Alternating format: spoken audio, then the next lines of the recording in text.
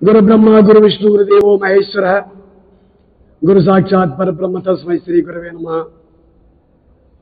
मंगलम శుభమంగళం నిత్యమంగళం। ఈనాడు ముఖ్యంగా శిల్పశాస్త్రం తీరుతెన్నులు అనే అంశం పైన మనం ముందుకెళ్తున్నాం। శిల్పశాస్త్రం తీరుతెన్నులు అసలు శిల్పశాస్త్రం ఎవరు చెప్పారు? ఎవరైనా మీ సొంతంగా రాసుకున్నారా, లేకపోతే ఎవరైనా రాసిపెట్టిపోయినారా అనే ప్రశ్న ఉదయించక తప్పదు। ఎవరు చెప్పారు? గురుగురుతిర్వశిష్టస్య విశ్వకర్మామయ సదా నారదో నగ్నిజిశైవ విశాలక్ష పురందరః అగ్నికుమారో నందిశయ కౌనవపర్యేవచ వాసుదేవో నిదచ తదా చుక్రయేవచ ఇది అష్టాదశైక విఖ్యాత శిల్పశాస్త్రోపదేశ। 18 మంది శిల్పశాస్త్రాన్ని రచించారు।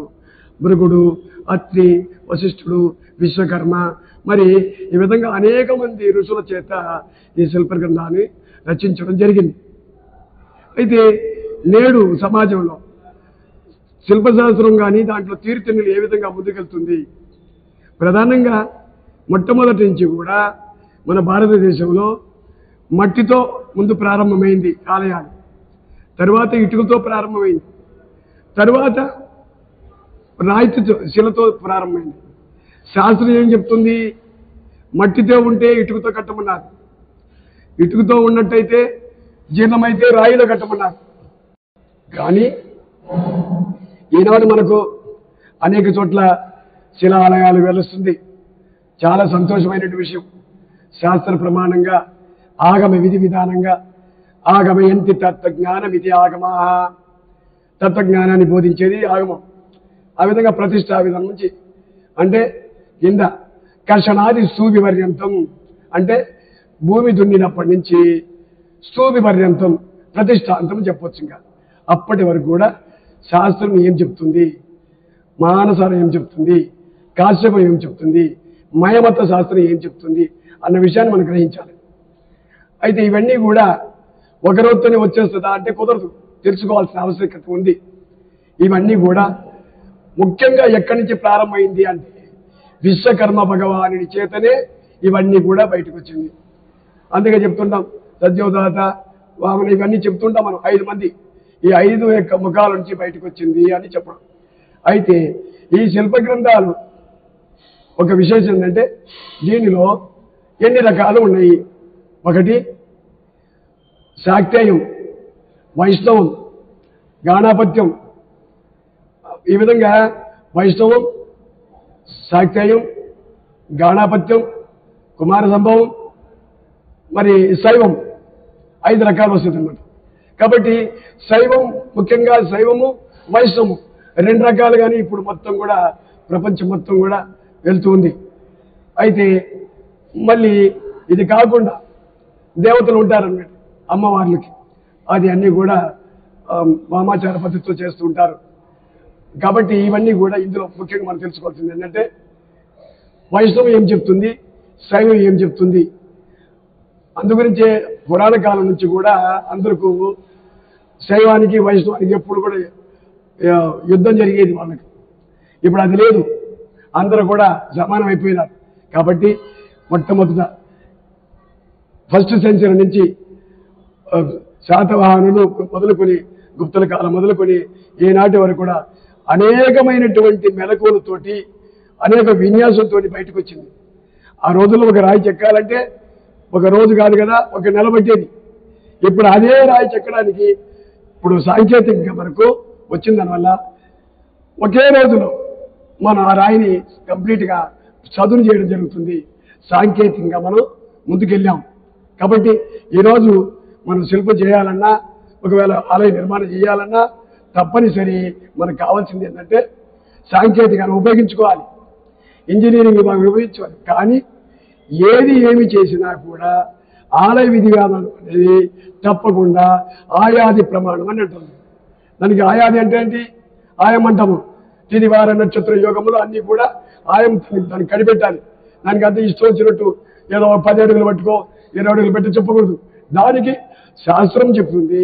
శాస్త్రం ప్రకారంగా గ్రామ నక్షత్రం తీసుకోవాలి, స్వామి నక్షత్రం తీసుకోవాలి, తర్వాత కర్త నక్షత్రం. ఈ 3 నక్షత్రాన్ని అన్వయించి ఆయాదిని చేసిన తర్వాత అప్పుడు ఒక దేవాలయ నిర్మాణం జరుగుతుంది. దేవాలయం అంటే ఏంటి? దేవుని యందు ఆత్మను లయము చేయనిది అని అర్థం. అయ్యా ఇది ఎక్కడ ఉంది? ఎక్కడ పడితే అక్కడ కట్టేసామా? లేదు, దానికి ఒక శాస్త్రం చెప్పాడు. తీర్థాంతే తటీని తటే జలనిదే శ్రీ సరసంగమే శైలాగ్రే వనోవనోపవనయో ఉద్యానవనే గురువర అని ఎక్కడెక్కడ చెప్పారు అని శాస్త్రం చెప్తుంది. కాబట్టి ఇక్కడ తీర్థాల ప్రకారం ఉన్నది ప్రధానంగా చెప్తే శైలాగ్రం ఉన్నది కూడా ప్రధానంగా చెప్పాడు. అయితే ప్రస్తుతం ఉన్నటువంటి అయోధ్య రామ మందిరం ఏదైతే ఉందో అది తీర్థం పక్కన ఉంది, నది పక్కన, సరైన నది పక్కన పోతుంది. కాబట్టి ఆ నది పక్కన ఉంది, అది చాలా విశేషమైనది. అక్కడ వాటికి వాస్తు చూడక్కర్లేదండి. ఎవరు చాలా మంది చెప్తున్నారు, ఏ రకరకాలైన మాటలు మాట్లాడుతున్నారు, పొరపాటు మాట్లాడుతున్నారు. దయచేసి వాళ్ళకి ఒకటే విన్నపం చేస్తున్నా, ఆ అయోధ్య రాముడి మీద ఎవరు ఏది విమర్శించవద్దు. ఆయన సాక్షాత్తు రాముడు వారు అక్కడ వచ్చాడండి, మళ్ళీ ఆయన వచ్చి కూర్చున్నాడు అక్కడ, అంతే. అక్కడ నువ్వు ఏ వాస్తు చూడక్కర్లా. ఆయన స్వయం వ్యక్తమూర్తిగా లేదు అనుకోవద్దు. స్థలాభోగం శిలాభోగం ఇంతకుముందు చెప్పాను నేను ఈ విషయం. ఆ స్థలం ఏంటి? శ్రీరామచంద్రుడు మిట్ట మధ్యాహ్నం అక్కడ జన్మించాడండి. అమితి లగ్నంలో మధ్యాహ్నం పుట్టాడు ఆయన.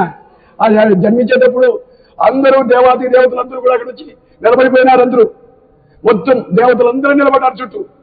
మొత్తం నిలబడిన తర్వాత వీడు అసలు ఎవరైతే ఉన్నా సూర్యభగవానుడు పక్కన పోడు, అక్కడే నిలబడిపోయినాడు.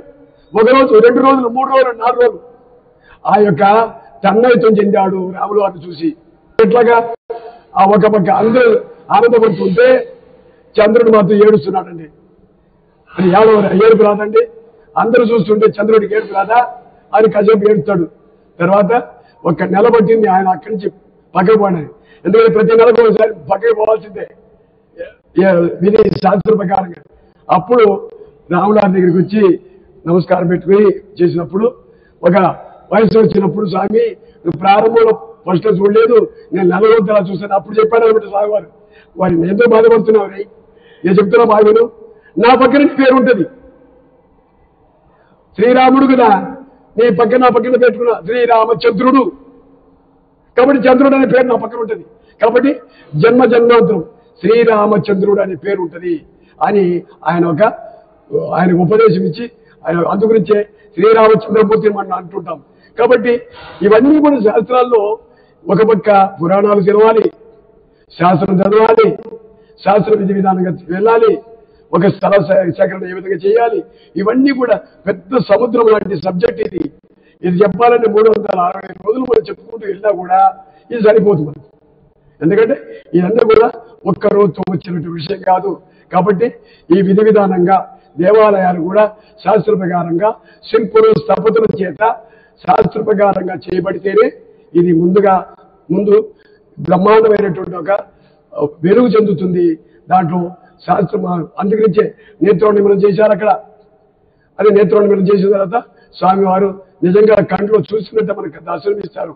కాబట్టి అక్కడ ఏమంటారు, దానికి శాస్త్రం ఏం చెప్తుంటే, మానేన నిర్మితే బింబే స్వయం మాగాత్ దైవం అంటాడు.